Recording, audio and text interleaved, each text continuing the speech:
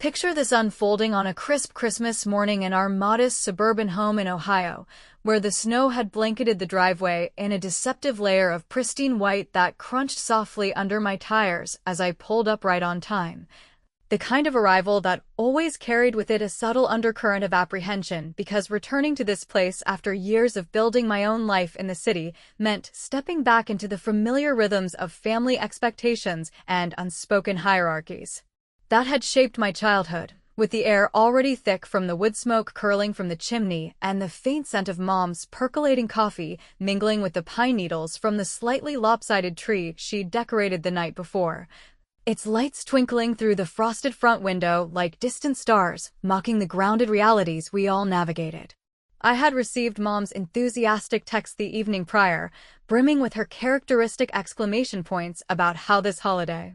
would be unforgettable and transformative for all of us, which I attributed at first to her perennial optimism that often served as a thin veneer over the more prickly undercurrents of our dynamics. Yet as I pushed open the heavy oak door, shaking the clinging flakes from my coat and stamping my boots on the mat to avoid tracking in the cold, I immediately sensed an electric buzz in the living room where Sarah, my younger sister by 4 years, was already ensconced on the sagging plaid couch in a festive red sweater that accentuated her effortless poise, her hair falling in artful waves that she no doubt spent the morning perfecting while Mom fluttered about from the kitchen, her apron speckled with the remnants of pancake batter and her face flushed from the warmth of the oven, calling out cheerful greetings that masked the perpetual busyness she used to keep emotions at bay. Dad occupied his usual armchair by the stone fireplace, where the flames danced lazily over a fresh log heat just added, his calloused hands wrapped around a steaming mug as he offered me a nod that held more depth than the casual, "Merry Christmas," he murmured, his eyes briefly meeting mine in a way that suggested he carried some private knowledge about the day's proceedings.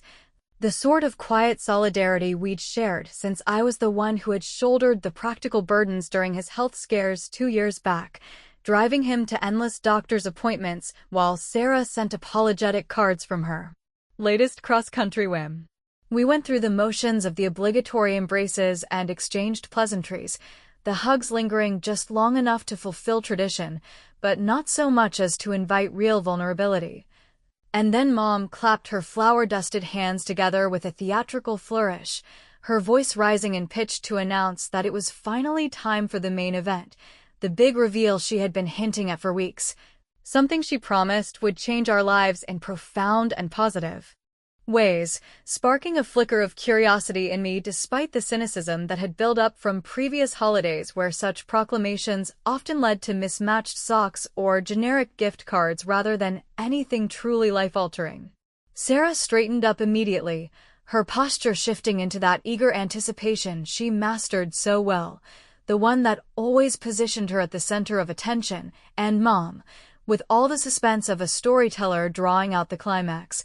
retrieved a small velvet box from the pocket of her cardigan, presenting it to Sarah amid gasps and wide-eyed stares, the lid popping open to reveal a shiny brass key threaded onto a satin ribbon the color of fresh cranberries, at which point Mom's pride swelled visibly as she declared that they had purchased an entire house for Sarah, a charming 2-story colonial just a few blocks away in the very neighborhood she had coveted since her college days, complete with a wraparound porch for summer barbecues, a sunlit kitchen ideal for her sporadic baking experiments, and a backyard spacious enough to plant the herb garden she had once mentioned in passing during a rare visit home. Sarah's reaction was instantaneous and effusive, leaping from the couch to envelop Mom in a bear hug that lifted her slightly off the ground, tears glistening on her cheeks as she poured out gratitude for this monumental gesture that represented the stability she had long chased through a series of fleeting jobs and relationships that never quite anchored her the way my steady accounting career had for me.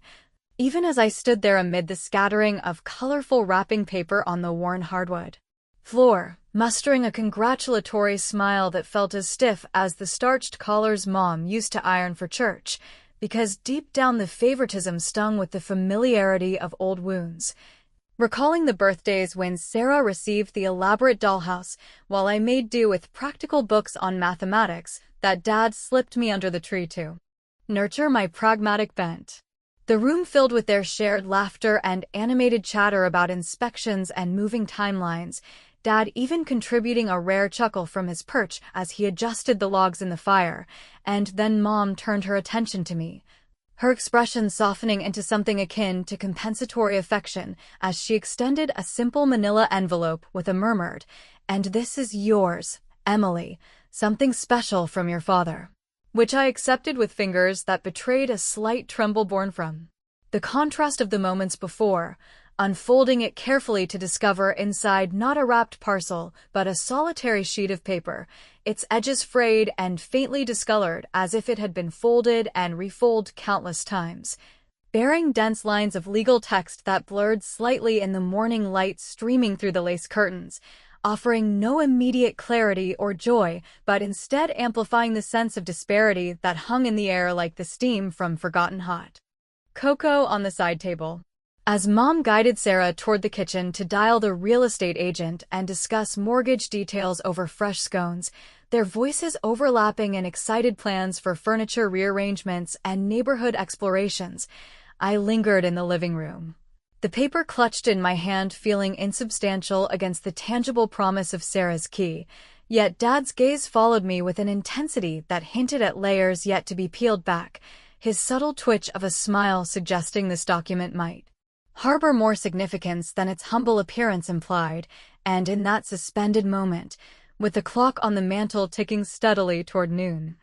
I felt the first stirrings of a resolve to address the imbalance not with tears or pleas, but with a calculated response born from years of observing the family's tilted scales. While they remained absorbed in the kitchen's clatter of utensils and bubbling teakettle, I moved quietly to the side table where Sarah had draped her ribbon-adorned key, my pulse quickening with a blend of residual hurt and the sharp thrill of retribution, and, in a maneuver disguised as reaching for a stray ornament, I tipped over the nearby vase of poinsettias just enough for a trickle of water to cascade onto the satin, soaking it through and dulling its festive sheen without drawing immediate notice. A petty but pointed act that mirrored the subtle erosions I'd endured for so long, satisfying in its wit as I imagined Sarah's confusion. Later, when she went to admire her prize once more, yet as I straightened up and turned toward the hallway, Dad rose unexpectedly from his chair, his footsteps heavy on the creaking floorboards,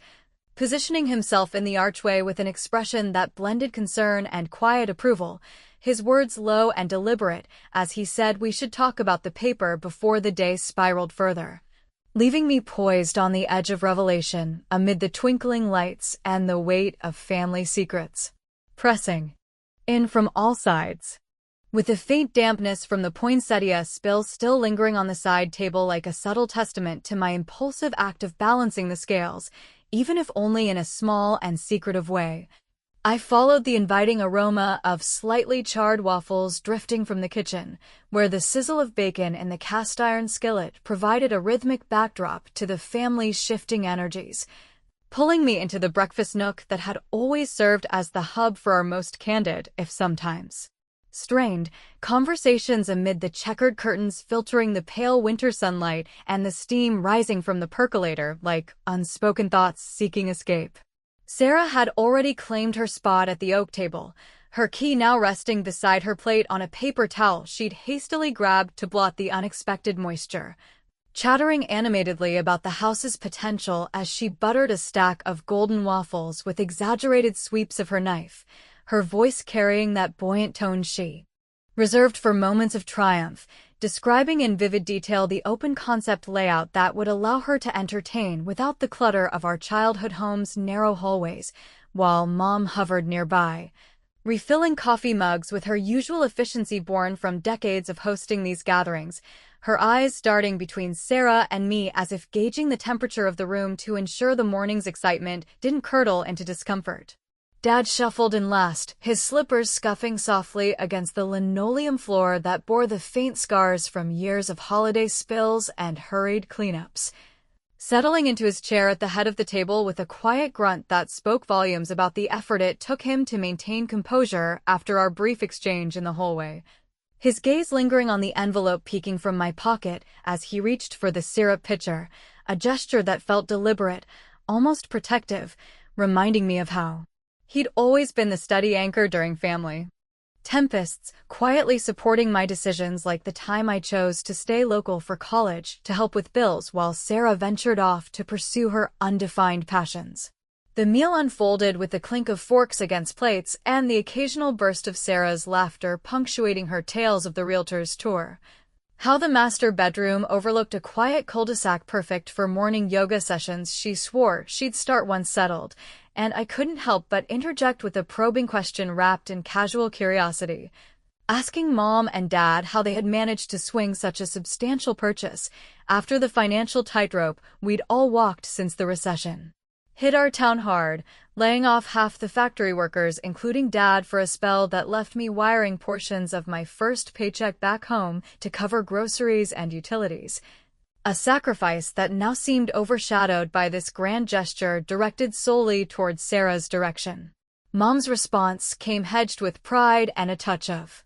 defensiveness, explaining that it stemmed from careful savings augmented by a portion of Grandma's estate proceeds,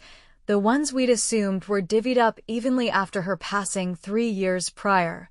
but which they had strategically held in trust for what they deemed the most pressing family needs, her words trailing off as she avoided my eyes, focusing instead on portioning out scrambled eggs that tasted faintly of the onion she always added for flavor,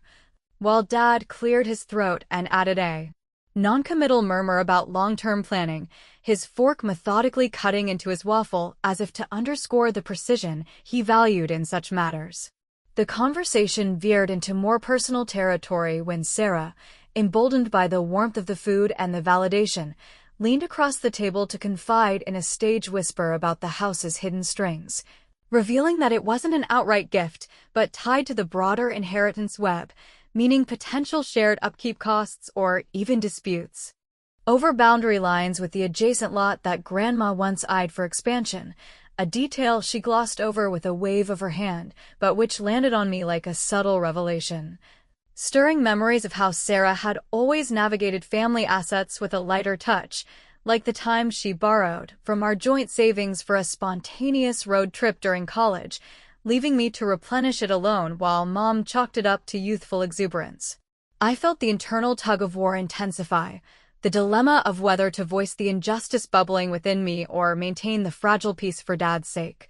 especially after his health dip last winter when my visits and practical advice kept things afloat far more than Sarah's occasional phone check-ins, choices that now made the favoritism feel not just unfair but almost engineered, prompting a wry internal chuckle at the absurdity of it all, like watching a bad sitcom where the underdog keeps getting scripted into the background despite carrying the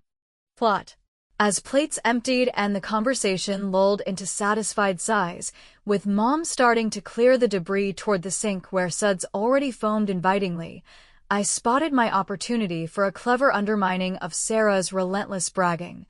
excusing myself briefly to the counter under the pretense of fetching more juice, where I deftly stirred a generous pinch of salt into her half-full glass of orange pulp, the crystals dissolving invisibly as I returned it to her spot with a neutral smile. Watching moments later as she took a hearty sip and grimaced, puckering her lips in confusion before blaming the batch on some imagined flaw in the carton, her enthusiasm momentarily deflated in a way that brought a hidden spark of satisfaction to my chest. Humorous in its simplicity, yet pointed enough to even the conversational score without escalating to outright confrontation. The breakfast wrapped with Mom suggesting a group photo to commemorate the morning's joy, herding us toward the living room where the tree's glow promised continuity, but as we rose from the table, Dad caught my elbow in the narrow passage to the hall, his grip firm yet gentle, drawing me close enough to catch the faint scent of his aftershave mixed with coffee. His voice dropping to a confidential rumble that we needed to address the paper's contents before the day's distractions pulled us further apart, his expression laced with an urgency that hinted at depths far beyond the soggy key or salted juice. leaving me suspended in anticipation as the kitchen's clatter faded behind us. As the breakfast remnants were hastily stacked in the sink amid the lingering haze of coffee steam and the faint tang of salted orange juice that Sarah had finally set aside with a puzzled frown, we all drifted back toward the living room where the fire had settled into a steady, comforting roar that mirrored the tentative thaw in the morning's tensions, though the undercurrents of favoritism and unspoken resentments continued to simmer just beneath the surface like embers waiting for a gust to flare up, drawing us into the afternoon's lazy progression with Mom's insistence on pulling out the old board games from the hall closet, their boxes yellowed and corners softened from decades of use during holidays that often devolved into playful rivalries masking deeper family fault lines. I claimed the sagging armchair near the window, its fabric imprinted with the ghosts of countless gatherings where I'd sat listening more than speaking, the one Dad had reupholstered himself during a rainy summer project years ago, while Sarah flopped dramatically onto the thick wool rug in front of the hearth, her phone still clutched in one hand as she scrolled through virtual tours of her new house, occasionally piping up with details about the built-in bookshelves that would showcase her collection of half-read novels and inspirational quotes framed like trophies. Her enthusiasm undeterred by the earlier mishaps and serving instead to amplify the subtle divide that had me questioning once again why my contributions to the family coffers during Dad's unemployment stretches or my steady presence through Mom's minor surgeries had never merited such spotlight. Choices that now felt like investments in a portfolio skewed towards Sarah's sporadic needs rather than any equitable return. Mom, ever the orchestrator of domestic harmony, unearthed the Monopoly set from its dusty shelf. The board's colorful properties faded, but evocative of childhood afternoons when Sarah would gleefully monopolize the luxury avenues while I methodically accrued the utilities and railroads, a pattern that eerily paralleled our adult lives where her whims received the prime real estate and mine the functional infrastructure, and as we arranged the tokens, me opting for the sturdy iron, Sarah the flashy race car, Mom the thimble, and Dad the top hat with its dignified tilt, the game commenced with the ritualistic roll of dice that clattered across the table like the first pebbles of an impending avalanche, laughter bubbling up sporadically as Sarah landed on boardwalk early and crowed about her impending empire, her key now tucked safely into her sweater pocket after the ribbon's unfortunate drenching, a detail she mentioned in passing with a light-hearted jab at the houseplant's clumsiness that made me suppress a private smirk at the success of my subtle sabotage. The play progressed amid the crackle of fresh logs Dad added to the fire, the room warming to a cozy glow that contrasted the chill seeping through the drafty panes outside where snowflakes danced lazily in the graying sky, and I found myself weighing the internal dilemma of forgiveness versus retaliation with each turn, the paper in my pocket a constant, itching presence that Dad's earlier words had imbued with even greater mystery, prompting me to consider if letting go of the grudge would preserve the fragile bonds we'd maintained through years of my silent sacrifices, like covering Sarah's car repair after her fender bender escapade during a music festival road trip, or if pressing for acknowledgement might finally redistribute the emotional weight that had tipped so heavily in her favor, a conflict deepened by Mom's offhand comment as she drew a card reading advance to go collect $200 that they had always viewed Sarah's path as needing more nurturing because of her artistic soul, the implication landing like a poorly played property trade that undervalued my own grounded achievements in a career that paid the bills without fanfare. A humorous mishap interrupted the building friction when Dad, in a rare lapse of his usual precision, knocked the entire board askew while reaching for his glasses on the side table, sending paper money fluttering like oversized confetti across the rug and plastic hotels tumbling into the fire's edge where one briefly singed before Sarah fished it out with a yelp, the chaos eliciting genuine peals of laughter that echoed off the paneled walls and momentarily bridged the gaps, even as Mom scooped up the pieces with exaggerated sighs about family traditions gone awry, her tone laced with the affection that often excused Sarah's bolder indiscretions while scrutinizing my more measured responses. In the midst of the cleanup, with the fire popping contentedly and the scent of charred plastic mingling oddly with the cinnamon from Mom's forgotten candles, she let slip a confession while sorting the deeds, admitting that the house purchase had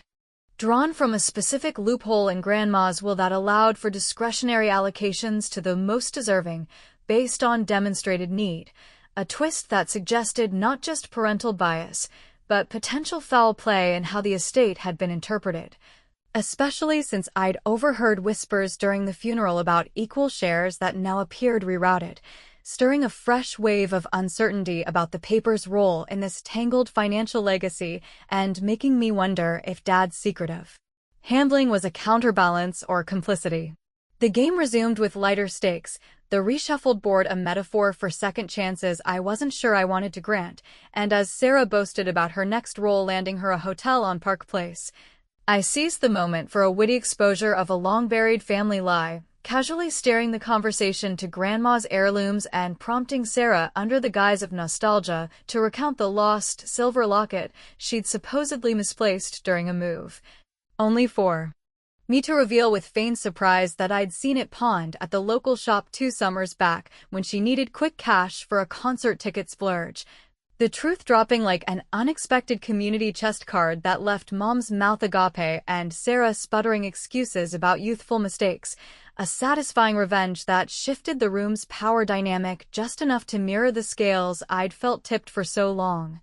Humorous in its timing yet pointed in reclaiming a sliver of narrative control. Yet as the afternoon light waned and the fire's shadows lengthened across the scattered game pieces, I reached into my pocket to adjust the envelope during a lull, pulling the paper partially into view to smooth its folds, only to catch a glimpse of a handwritten note scrawled in the margin in what looked unmistakably like Grandma's looping script, a cryptic phrase about hidden treasures for the steadfast that sent a jolt through me, freezing my movements as Dad's eyes locked onto mine from across the flickering flames, his urgent whisper cutting through the resuming chatter that we could delay the full unveiling no longer, propelling me toward the brink of truths that threatened to consume the evening's fragile peace. As the Monopoly board was finally packed away amid the fading embers of the fire that now cast elongated shadows across the living room walls like fingers reaching for secrets half revealed, the afternoon's revelations about Grandma's will and Sarah's past indiscretions hung in the air with a weight that prompted Mom to suggest we press on to dinner preparations, her voice carrying that forced briskness she employed whenever conversations edged too close to the family's frayed edges, directing us toward the kitchen where the oven's warmth promised a temporary reprieve through the rituals of carving turkey and passing sides. Though the glimpse of Grandma's handwriting on the paper had ignited a fresh undercurrent of uncertainty that made every glance exchanged feel laden with potential upheaval. I lingered for a moment by the hearth, tucking the document securely back into my pocket where its edges pressed against my hip like a persistent whisper urging confrontation, before joining the others in the dining room where the table had been extended with the leaf that creaked under the weight of the good linens and mismatched silverware polished to a reluctant shine. The scent of roasting turkey dominating the space with its savory allure, mixed with the sharper notes of sage stuffing and the inevitable overcooked green beans that Mom always insisted on boiling to mush in homage to her mother's recipes, a tradition that evoked both comfort and the subtle absurdities of our holiday. Endurance. Sarah helped set the places with an air of proprietorial grace, arranging the napkins in fancy folds she'd picked up from some online tutorial during her brief stint as a party planner, her chatter turning to visions of hosting elaborate dinners in her new house once the renovations kicked off, complete with charcuterie boards and wine pairings that sounded more aspirational than achievable given her history of half-finished projects like the pottery while gathering dust in our garage. After her phase of aspiring artisan, while Dad maneuvered the massive bird onto the platter with his steady hands scarred from years at the mill, his eyes occasionally meeting mine across the steam rising like veiled intentions, a silent acknowledgement of the note's implications that deepened my internal conflict about whether to shatter the evening's veneer by demanding clarity on the inheritance discrepancies or hold back to preserve the fragile alliances I'd cultivated through quiet support. during his recovery from that scare with the pacemaker. The meal began with the customary toasts, Mom lifting her crystal glass, filled with the diluted punch she'd mixed from concentrate and seltzer to stretch the budget. Her words flowing in a toast to family unity and Sarah's bold new chapter that elicited nods and sips all around, but the praise grated against the raw spots exposed earlier, especially as it glossed over how my own stability had been forged in the fires of overtime shifts and solo decisions after my marriage crumbled under the strain of relocated jobs, choices that now positioned me as the reliable backdrop rather than the star deserving of such fanfare, prompting a lighthearted but pointed quip from me about how the turkey looked ready to fly the coop just like Sarah's upcoming move, drawing a chuckle from Dad that eased the tension momentarily yet underscored the growing rift as Mom countered with anecdotes about Sarah's creative resilience, framing her sister's string of setbacks, from the failed gallery opening to the abrupt end of her engagement last spring, as badges of a spirited life, while my path was lauded in more subdued terms as dependable, a descriptor that felt like a polite demotion in the hierarchy of worth. As plates were heaped with slices of golden meat dripping juices onto the carved potatoes, and the conversation meandered through safer topics like neighborhood gossip and Dad's latest fishing trip that yielded only minnows but stories. For days, the twist emerged unbidden when Sarah, fortified by a second helping of pie slathered in whipped cream from a can, launched into a nostalgic ramble about our shared past, confessing with a tipsy giggle that she'd actually played a hand in derailing my scholarship application back in high school by misplacing the forms during one of her rebellious phases, claiming it was an innocent oversight amid her own teenage chaos of skipping classes for band practices, a revelation that landed like a fork clattering to the floor, tying directly into the favoritism by exposing how her youthful mistakes had rerouted opportunities meant for me toward easing her immediate whims, with Mom's immediate defense of it as water under the bridge only amplifying the injustice, since I'd spent those years piecing together community college grants and part-time work to catch up. Sacrifices that fueled the dilemma now churning within me about alienating even Dad by escalating the confrontation or swallowing the bitterness once more to avoid turning the holiday into a battlefield. The atmosphere thickened with the cloying sweetness of dessert lingering on our tongues and the fire's distant crackle echoing like suppressed arguments, every bite of the pecan pie, sticky and oversweet from Mom's heavy hand with the corn syrup, mirroring the cloying dynamics that had me questioning if my pattern of deference had only perpetuated the imbalance, humorous in the irony of Sarah toasting to sisters forever, while her past actions whispered otherwise, yet the impending revenge simmered as a necessary counterweight to the scales forever tipped. Seizing the lull as coffee was poured into mugs chipped from years of use, the steam curling upward like rising doubts, I enacted my riskiest ploy yet, pulling out my phone under the table's edge and firing off a quick message to our cousin Lisa, the family busybody who ran the local salon and thrived on such tidbits, forwarding the scholarship story Sarah had just aired with a nudge to spread the word if it rings true, a witty dissemination designed to humble Sarah through the grapevine's inevitable buzz without direct accusation.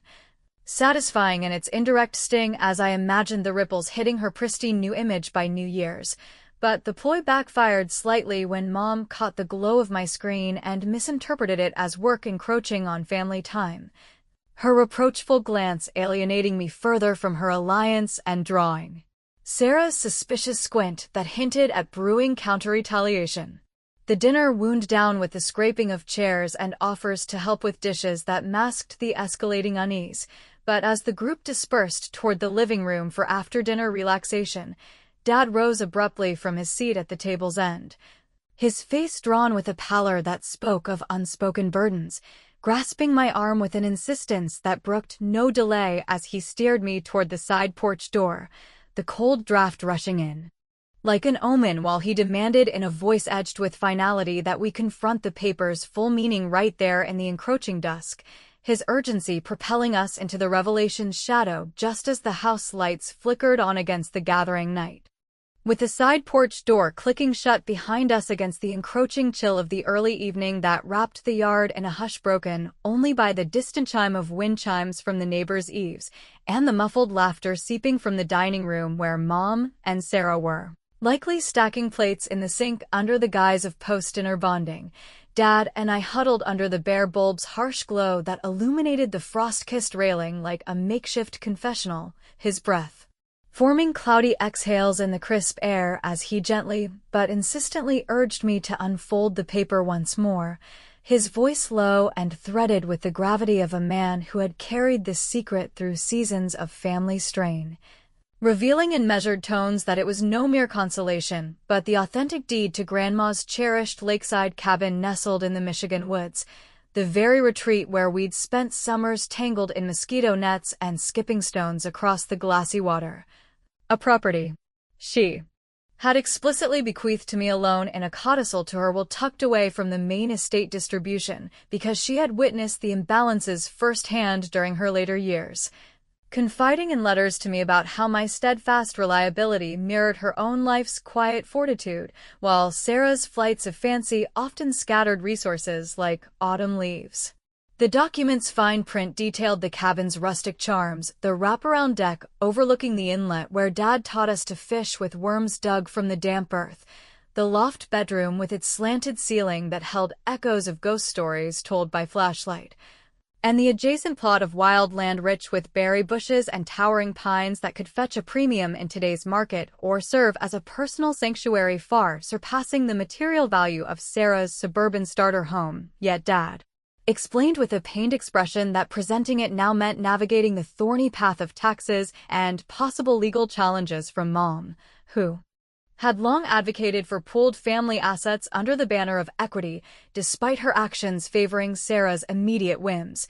a complication that twisted the gift into a double-edged blade capable of either affirming my worth or fracturing the evening into irreparable shards,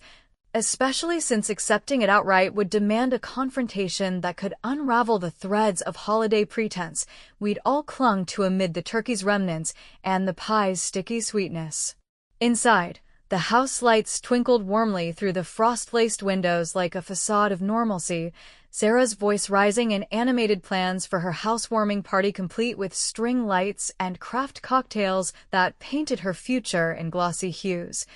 Oblivious to the seismic shift unfolding just beyond the threshold, and I grappled with the emotional torrent crashing within me, a vindication blooming alongside the sour recognition that my earlier revenges, the poinsettia spill, the salted juice, the whispered gossip,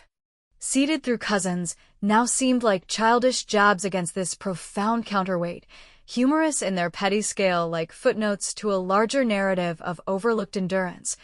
yet leaving a lingering vulgar tang of what a load of contrived family baloney we'd all ingested for decades.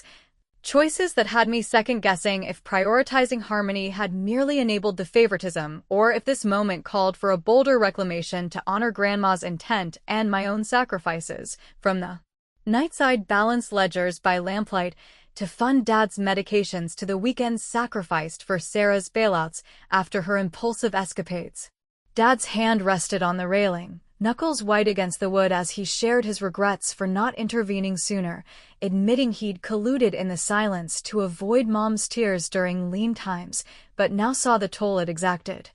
His eyes reflecting the porch light's gleam with a mix of pride and sorrow that mirrored the dilemmas I'd faced alone after my divorce when rebuilding meant foregoing the spotlight for substance, urging me to decide swiftly before the night's momentum carried us back inside, where the fire's dying warmth might smother the truth under layers of forced cheer. As we lingered in the cold that nipped at my cheeks like insistent questions, the weight of the deed in my hands solidified into resolve, propelling me through the door with Dad trailing close.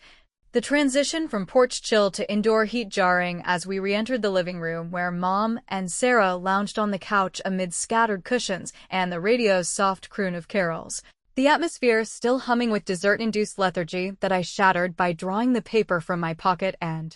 placing it deliberately on the coffee table amid the crumbs of forgotten shortbread, announcing in a voice steady from years of professional poise that while Sarah's key unlocked bricks and fences, This document secured the soul of our family's hidden legacy, the cabin's deed, granting me not just land, but the acknowledgement Grandma had foreseen as my due for being the pillar amid the storms. The room plunged into a stunned hush, broken only by the fire's final pops, Mom's face cycling through confusion to indignation as she stammered about shared blessings and the unfairness of secrets. Sarah's key slipping from her fingers to clatter on the floor while her eyes widened in a blend of envy and dawning realization that her windfall might pale against this sentimental anchor.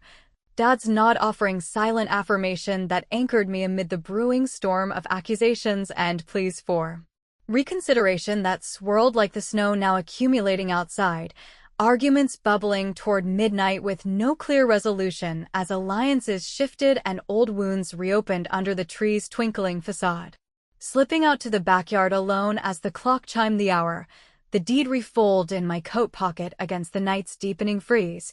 I pondered the ambiguity